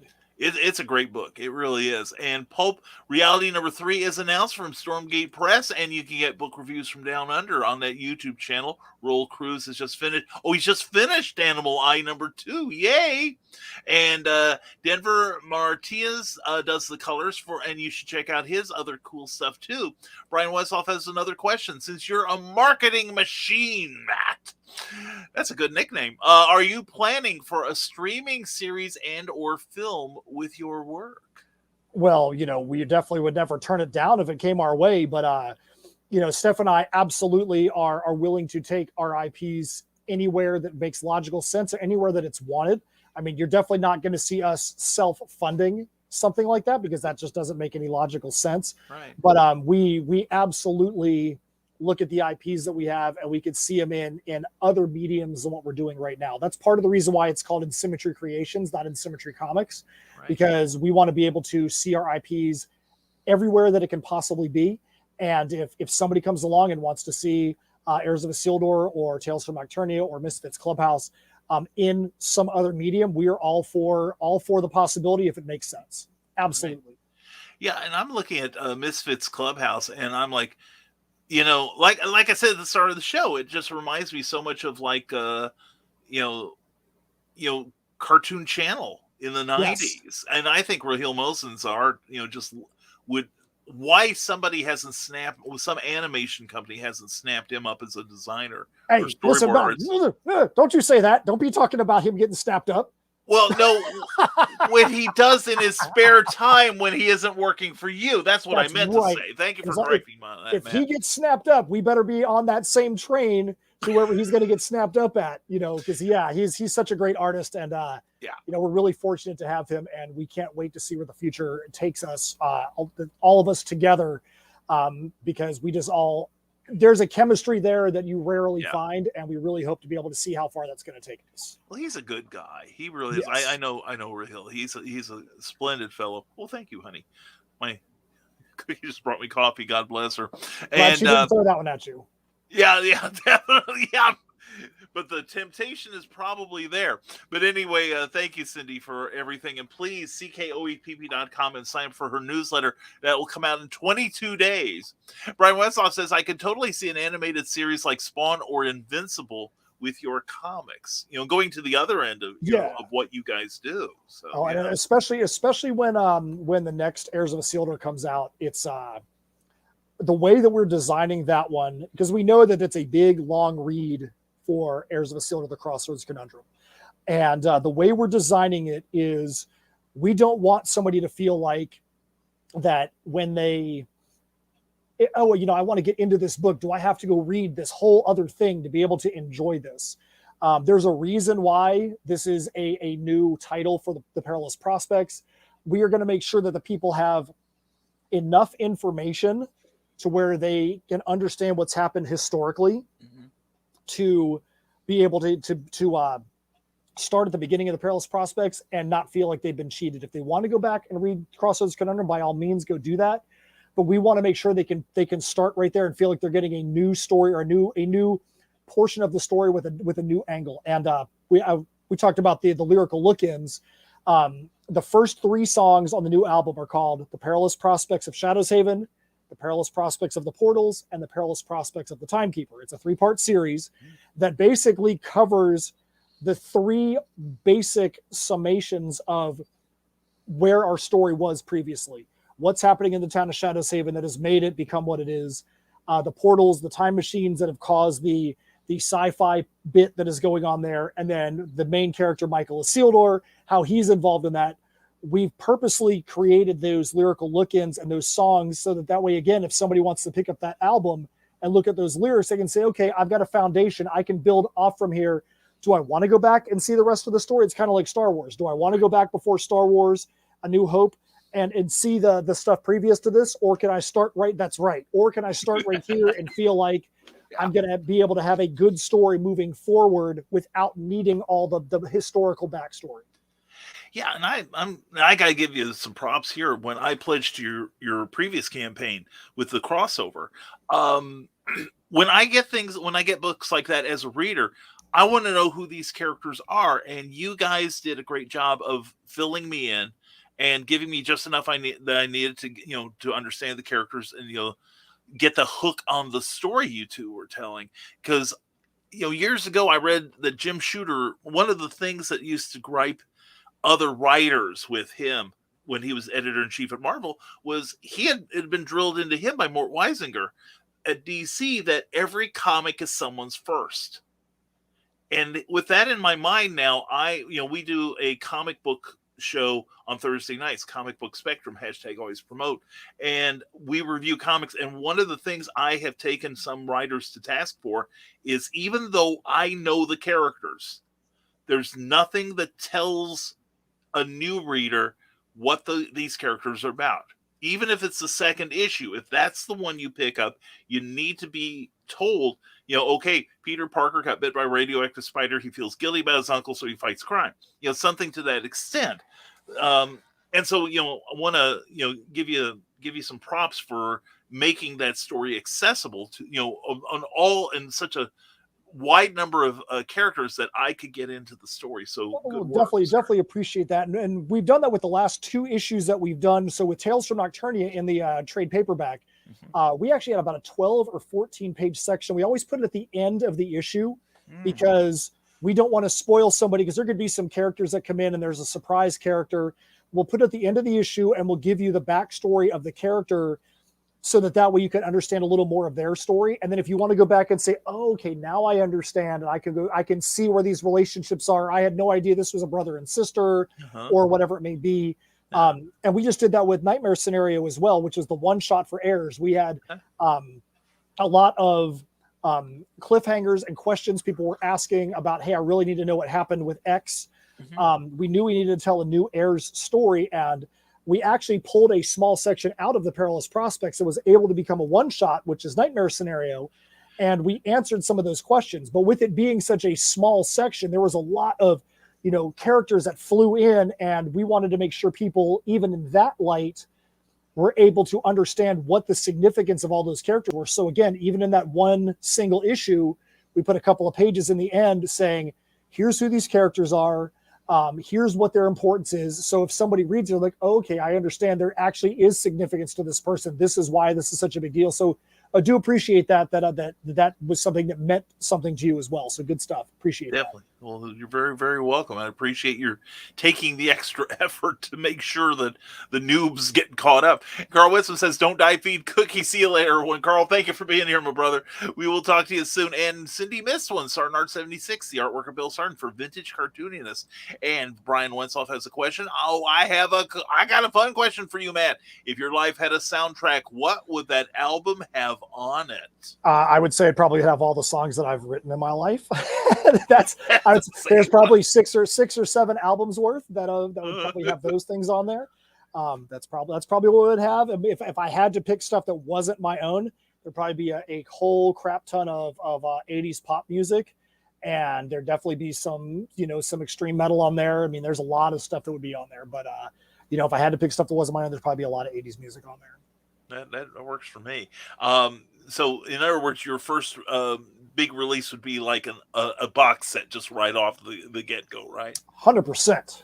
There you go. Well, there's an idea for a campaign for you down the road. You could license all these other things from the 80s, but also, like create a box set for your own music. You never know. We'll have to see what happens.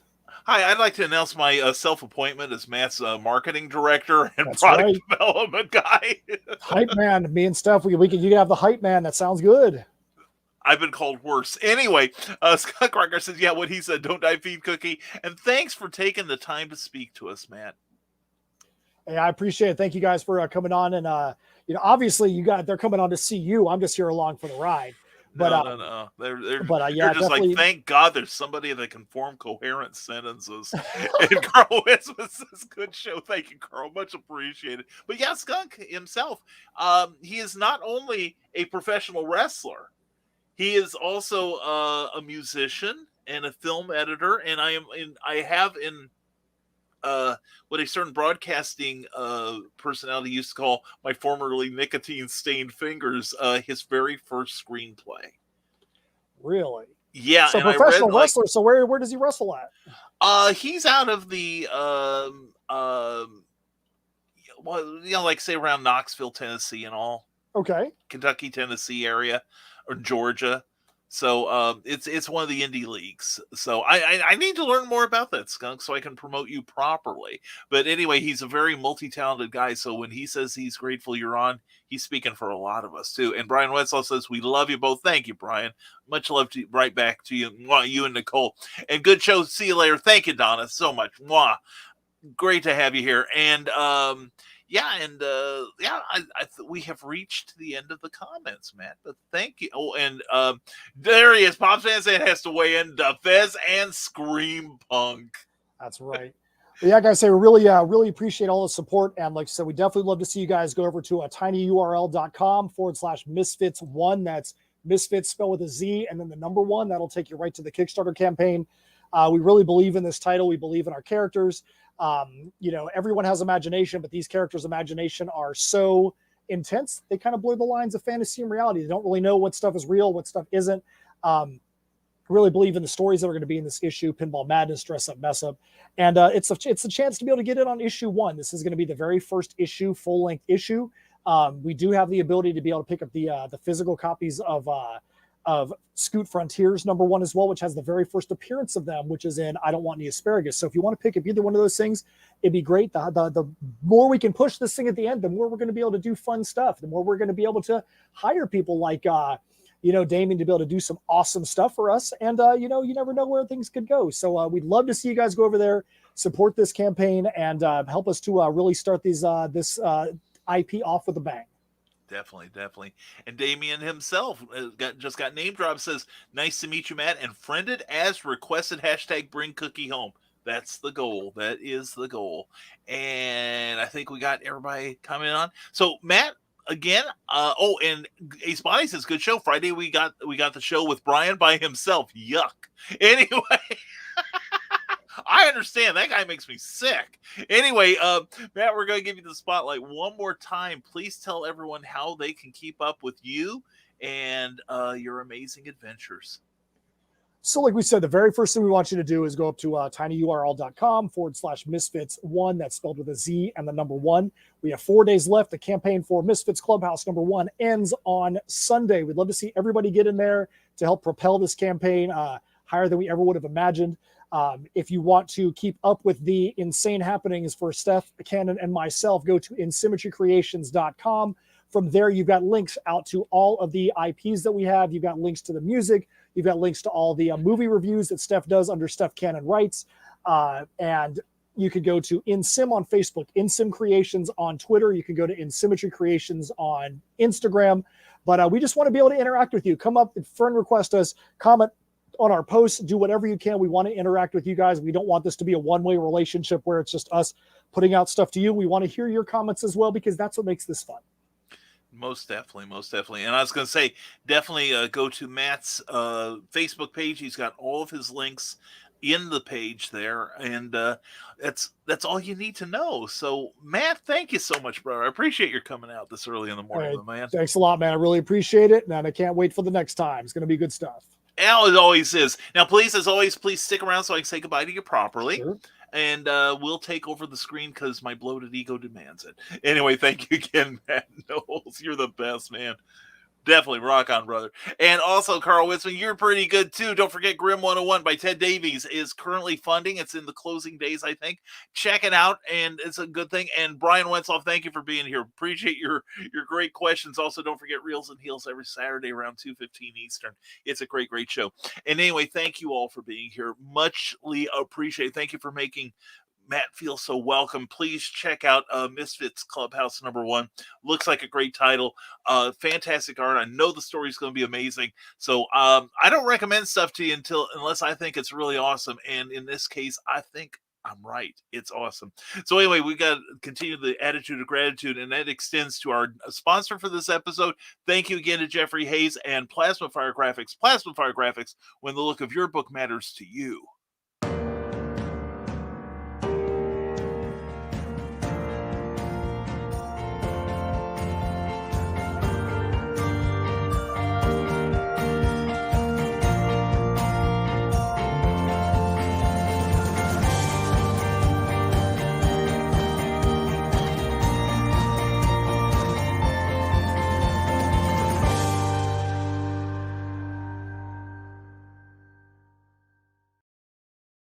Check out the Plasma Fire Graphics page on Facebook. Also, check out plasmafiregraphics.com. Look at that beautiful art. Realize it could be on your paperback, and check out all he does. Ask him for a rate card when you go onto his webpage. Jeffrey Hayes is really fun to work with. He's a terrific human being and very, very talented. So check out what he's got to offer at plasmafiregraphics.com. Plasma Fire Graphics, when the look of your book matters to you, because it matters to your readers for sure. We also want to thank our Patreon subscribers who keep the show on the air. Thank you all very much. And one of the things they get is mentioned on the show.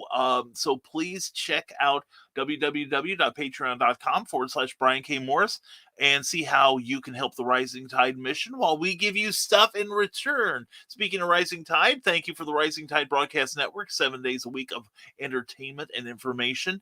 And this afternoon, don't forget, we've got Dr. John Celestri, the original gangster. He's worked for Don Bluth and a number of other organizations that do animation. And he's also doing a great comic book now called Bloodwing Angel, and he'll show you his creative process on this show Wednesday afternoons on the Rising Tide Broadcast Network. And don't forget, tomorrow night is Comic Book Spectrum at 7 p.m. Eastern, 6 p.m. Central with Clyde Hall, Eric Hawkins, and this week Joe D. McPhee will be substituting for Brian Wensloff, or not Brian Wensloff, excuse me, too many Brians, including me, Brian Rodman. But anyway, we're going to do comic book reviews and talk about some stuff. We got some good topics this week. We know you'll want to check in with us. And also, don't forget Stupid O'Clock tomorrow night at 9. Last Man Standing right afterwards at 11 p.m. Eastern. And tonight will be the Truth Mongers with Ted Davies and Glenn B. Fleming. So please check out all the stuff we've got. Appreciate you all very much. Thank you again. And we'll be back to the normal format on Friday. It's just me. You're stuck with me that day.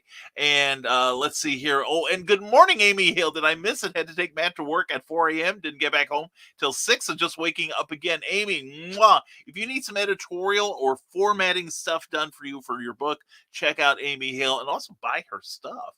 And this Saturday, Reels and Heels is on After Dark.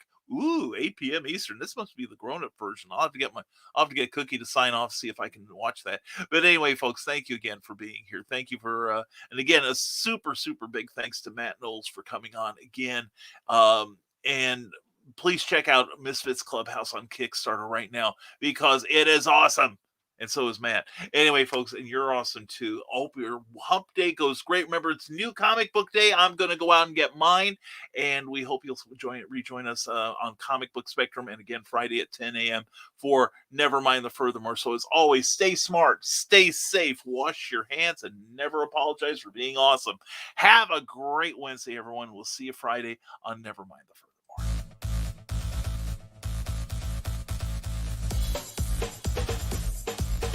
Thank you for watching Never Mind the Furthermore, a Rising Tide Broadcast Network production. If you enjoyed any part of this show, please give it a like or a thumbs up and share it with your friends. Also, please subscribe to our YouTube channel and consider becoming one of our Patreon supporters. Thanks again, and we'll see you next time on Never Mind the Furthermore.